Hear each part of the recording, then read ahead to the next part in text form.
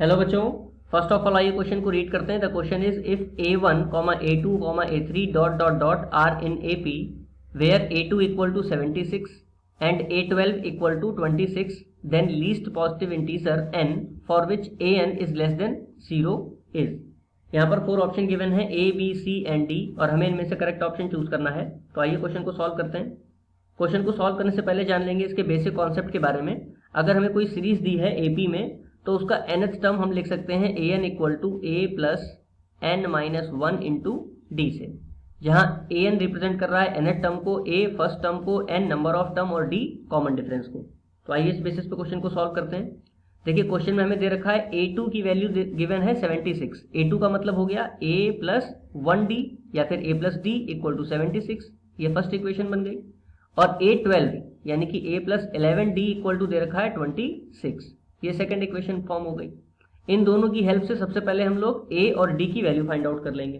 तो देखिए from equation 2 minus 1 यानी a plus 11d equal to 26 और a plus d equal to 76, on subtracting we get, sign will be change, a से a cancel out हो जाएगा, 11 minus 1 10d is equal to 26 minus 76 minus 50, then we get d equal to minus 5।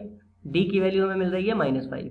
अब d की value को equation 1 में अगर हम लोग पुट करें तो हमें क्या मिल जाएगा, a माइनस d की वैल्यू हो गई 5 इक्वल टू 76, तो a की वैल्यू आ गई 76 प्लस 5 यानी 81, तो a की वैल्यू मिल रही है 81। अब देखिए क्वेश्चन में हमसे पूछा गया था कि find the least value of n for which an is less than 0। तो an is less than 0, that means an की वैल्यू क्या होती है, a plus n minus 1 into D is less than 0। अब देखिए a की वैल्यू हमें मिल चुकी है कितनी, 81, तो यहाँ पर a की वैल्यू पुट कर लेंगे 81 प्लस n हमें फाइंड करना है माइनस 1 इंटू डी की value minus 5 is less than 0।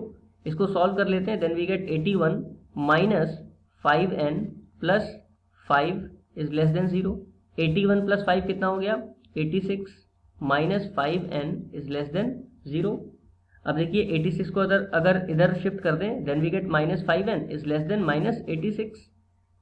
अब देखिए माइनस 1 की अगर हम बोथ साइड मल्टीप्लाई करें तो साइन विल बी चेंज, और 5 माइनस 1 से क्या माइनस 5 से डिवाइड कर लेते हैं, then we get n is greater than 86 divide by 5। 5 से अगर इसको कट करें देन वी गेट 5 1 जार 5, 5 7 जार, तो 17 पॉइंट समथिंग आ रहा है, यानी कि n की वैल्यू जो आ रही है वो कितनी आ रही है, 17 पॉइंट समथिंग। तो हमसे क्वेश्चन में पूछा गया था लीस्ट पॉजिटिव इंटीजर, तो n की वैल्यू 17 पॉइंट समथिंग या 17.2 से बड़ी आ रही है, तो लीस्ट की वैल्यू क्या मिल जाएगी n की हमें, 18, which is option number C. तो करेक्ट आंसर हो जाएगा ऑप्शन सी। आई होप आपको क्वेश्चन समझ में आया होगा। Thank you.